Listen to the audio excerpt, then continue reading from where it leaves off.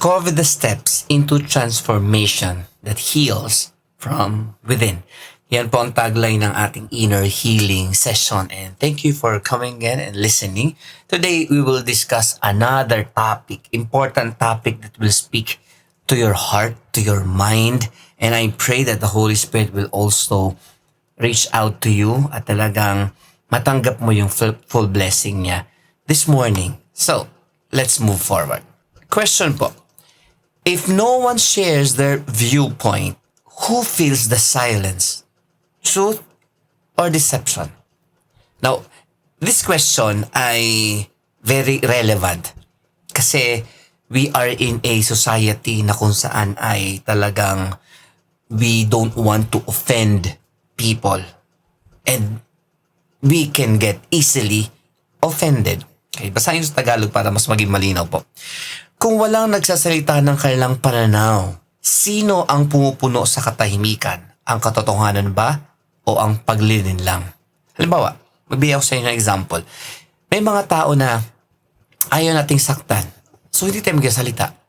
Okay? Pero deep inside, we know may truth na kailangan tayong sabihin one way or the other na kailangan niya.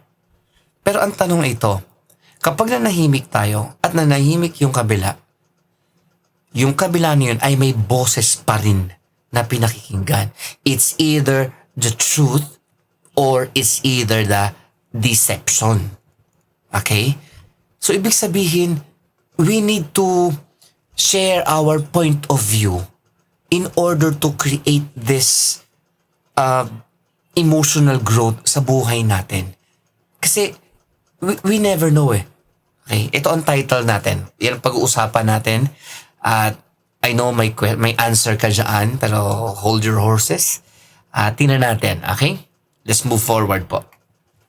Ang title natin for this week ay ito, Real Talk on Emotional Growth Through Perspective Integration.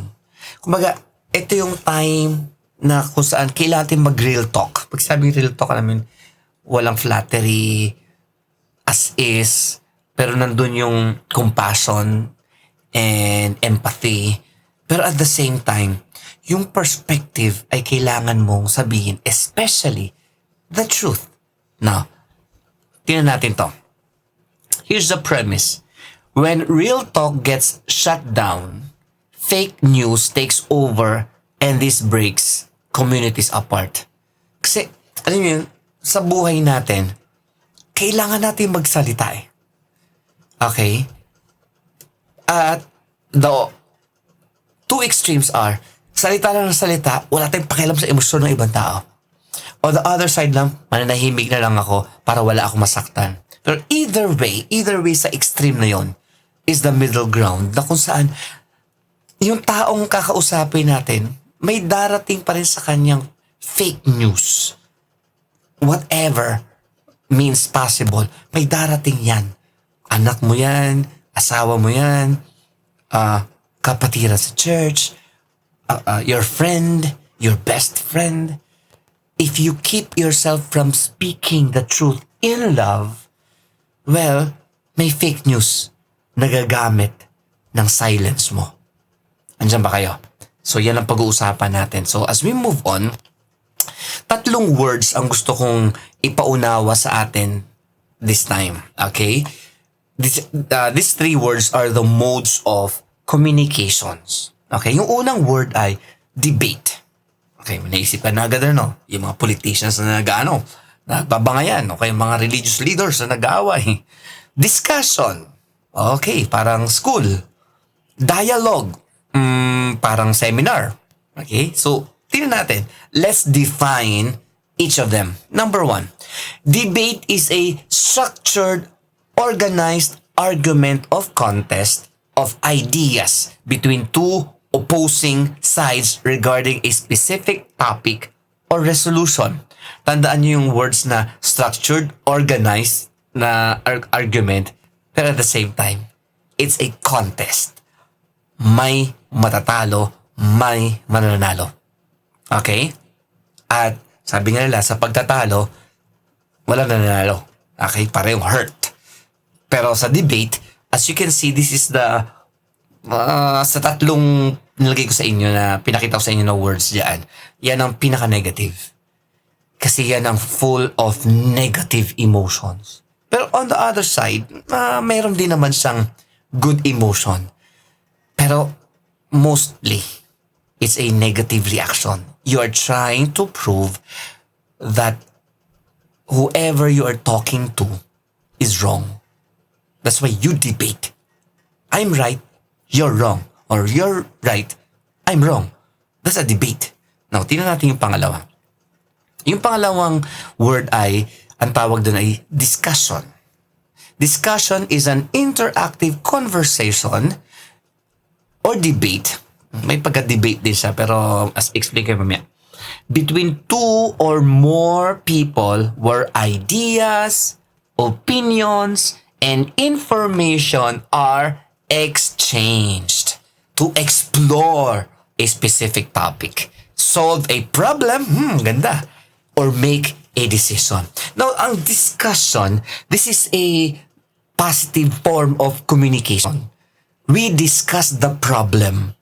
Ano ang problema? We identify through conversation ano ang ating predicament, yung mahirap na sitwasyon, ano ang ating kinaharap na mga challenges as a group, as a family, as a person. May kausap ka, humingi ka ng payo. At dito nagbibigayan tayo ng ideas at ng opinions. Okay? No one is wrong, no one is right. Pero of course, meron din dito na pag-share ng point of views. This is important. Kasi in the realm of inner healing, alam natin words matter. 'Di ba? Sa pakikipag-usap natin sa mga tao, words matter all the time. At alam natin, good intention or bad intention, in righteousness or in wickedness, our words are open to interpretation. So what helps our communication is doing discussion, at yung pangatlo nga mamaya mention ko pa ay yung dialogue. Pero when we use debate, there is this negative invitation for negative emotions to arise. Pag negative yung wordings ko, gusto kong patunayan na mali ka with the ill will motive, okay, with a good intention daw, I am inviting you to be angry and I'm judging you as a person. Okay? Pero in a discussion, your opinion matters. At sa side mo, my opinion matters. Pero may standard. Okay? Sa pag-uusap, may standard. Hindi lang yung opinion mo, at anything is right. No. No absolute truth. No. Okay? May absolute truth pa din. Ang Bible pa rin ang absolute truth. That's why, pag pinag-usapan natin, backtrack pa ako ng konti ha. Pag pinag-usapan natin ang mental health awareness at ang spirituality, it produces in us inner healing. So para ang inner healing ay mag-flourish at ang journey mo into inner healing ay magpatuloy, you need to be, you need to mind. Kailangan mo isipin ang alin, ang mode of communication mo. Are you debating or are you discussing? Okay? Diyan ba kayo? Tuloy natin. Pangatlo, i-define natin yung dialogue. By the way, balikan natin ng konti ha. Okay. Where's that? Okay. Here. Balikan natin ng konti. A debate is a contest. Okay? May structured siya, organized siya, pero I'm contesting. You are contesting with me also. Sa discussion, o sa discussion, it is a interactive communication. I listen to you, you listen to me, and we have this standard or absolute truth, which is the Bible, para magkaroon tayo ng point of view na righteous. Kasi hindi lahat ng point of view ko, hindi lahat ng point of view mo ay tama. Kung tama ka, tama din ako, para tayo may tama. Pero ang ano dito ay yung standard pa rin ang tama. That's the Bible. So, yung third na mode of communication is this, a dialogue. Ito ay verbal, ibig sabihin nagsasalita ako, or written, exchange of conversation. Halos pareho siya ng discussion, pero ito ay somewhat, ano mo pinagkaiba nito? Tingnan natin. Okay, conversation, interactive conversation niya, and dialogue is interactive conversation din. So, sinanay mo sila yung dalawa. Pero may difference sila in a way na yung dialogue can be written. Okay? So, susulat ka. Alam mo, pag di mo masabi, alam mo ba minsan na kapag di mo masabi yung gusto mo sabihin, itatype mo na lang at i-send mo, or sa panahon namin noon ay isusulat mo talaga. Snail mail, wala pang email, walang text, walang messages, walang anything electronic, more on old school na email or old school na talagang written na days and weeks bago magkapalitan ng usapan. Ngayon, split second, pwede tayo magpalitan ng usapan. So sa dialogue, it can be written. Pero again, here's the dilemma. Ang dialogue on the written part can also be misunderstood. Di ba? Alam niyo to. Pag nagbabasa ka ng message, minsan di ba pag not in the good mood ka, pag nabasa mo yung message, minsan kahit na good intention, kahit na sabihin nating maganda ang pagkakalatag, maganda ang approach, maganda na pagkakasabi. Okay? Meron pang words na a humble reminder, mga ganun ba? Pero pwede pa rin ma-misunderstood yun. Kasi imperfect yung tao, imperfect ka. Only God is perfect. Si Lord nga na perfect, na misunderstood pa, na misinterpret pa. Diba? So, my point is that if we want to do a good communication, if we want to foster inner healing, if we want balance or merong ingredient of spirituality and mental health awareness, you need to check. How do you talk? How do you discuss? How do you dialogue? Or do you debate? Okay? Tingnan natin to. Balikan natin yung tatlo. Okay, tingnan nyo rito. Again, sabi dyan, debate, discussion, or dialogue. Okay? Mabilis lang to mga kapatid. At by the way, kung open kayo, kung kayo ay merong Spotify o merong YouTube, kindly check this. Okay? Check this out mga kapatid. It's a tawag dito, podcast. May audio, may video yan. Okay? Pakita natin pala. Hindi pa rin makikita. Ayun. So check that out mga kapatid. That's on your Spotify, Apple Podcast, or YouTube. Okay? So check out nyo lang. At ini-invite ko rin kayo na mag-join ng ating Inner Healing Private Support Group. So far po, nasa 5,300 na mga members na join dyan. And I tell you, may kinabang ka dyan. At I'm still open sa mga discussion dyan. Maybe you can ask questions or something else. Okay? So thank you for listening to that commercial. Okay? Now, here's the verse. At ito'y interesting tong verse na to. And you listen very carefully ha. Kung ano may ginagawa mo, maybe you can stop for another 6 minutes para maunamaan mo ang yung last minutes natin dito as I share this to you. Let me read. Sabi ng Bible, Isaiah chapter 1 verse 18, "Come now, let us reason together, says the Lord. Though your sins are like scarlet, they shall be white as snow. Though they are red as crimson, like crimson, they shall become like wool." Now, yung first two lines, tingnan nyo. Come now. The Lord is speaking here through Prophet Isaiah. Sabi niya, "Ali kayo, tara. Tayo ay magbalitaktakan. Let us reason together. Not debate." That reasoning is a discussion or a dialogue. Nice. Whew. Pansin niyo ang Bible. Napakahusay talaga ng Bible if you want to understand yourself, if you want to understand other people, especially if you want to know God and worship Him and serve Him. Go to the Bible. At ang sabi rito, ni-invite niya tayo to reason together. Gusto ni Lord na makipag-discuss tayo sa Kanya through His Word, through our prayers, through the Holy Spirit, and through the things that happen to us Gusto ni Lord na makipag-discuss sa'yo. Diba? May problema ka. God is speaking to your problem. He is changing your perspective and He wants you to add Him into the picture. Hindi pwedeng, malas talaga ako. Don't say that. Akong pinakamalas sa lahat ng tao. Sila walang mga problema. Itong problema ko. May sakit pa ako. Blah, blah, blah. Don't do that. Okay, you're hurting yourself and you're hurting God. Be open to other people's perspective, especially from the Bible. Kung yung perspective na pagsasalita ng mga tao is from the Bible, tingnan sa mga Bible ko. Here it is.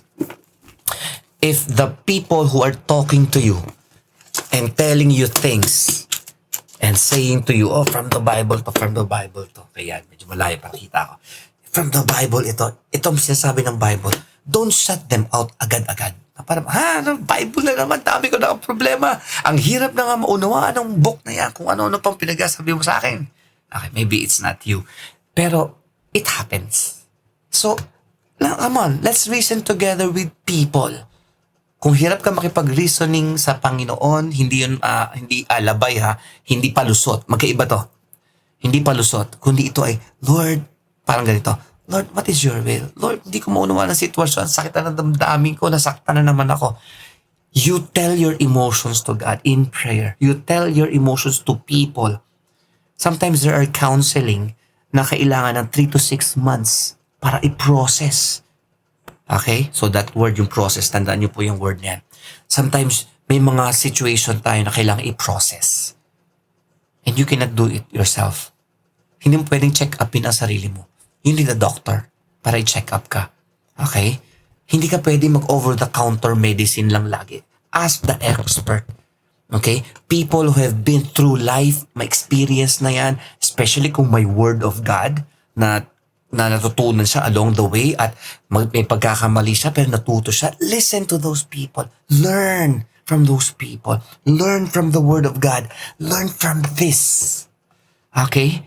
I'm not a psychologist, but I'm a pastor, pero I really, really recommend reading the Bible in the eyes of mental health at kung anong science man o psychology na meron dyan.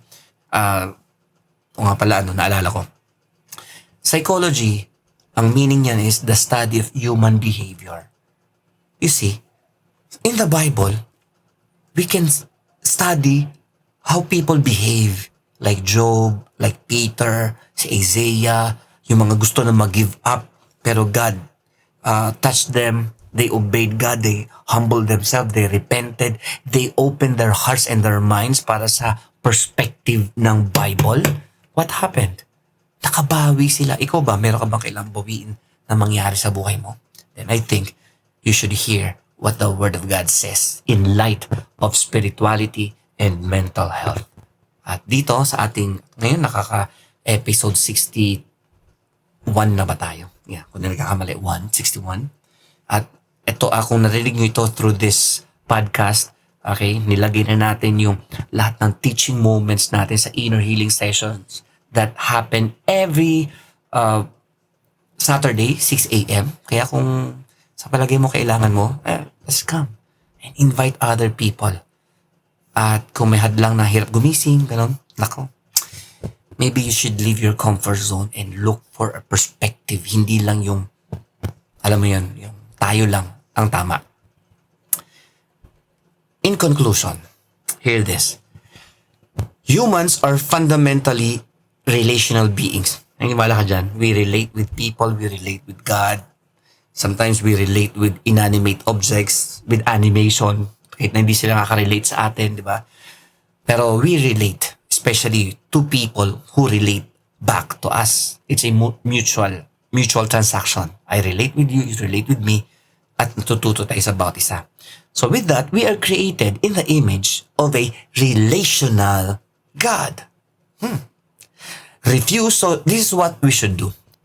Refuse damaging relationships. Wow. I know that at alam kong alam mo rin yan na maraming relationship ang nasira dahil sa chismis. Refuse chismis. If you want inner healing, you cannot receive that sa magitan ng pagchismis sa ibang tao. Hina-hurt mo sila, hina-hurt mo sarili mo.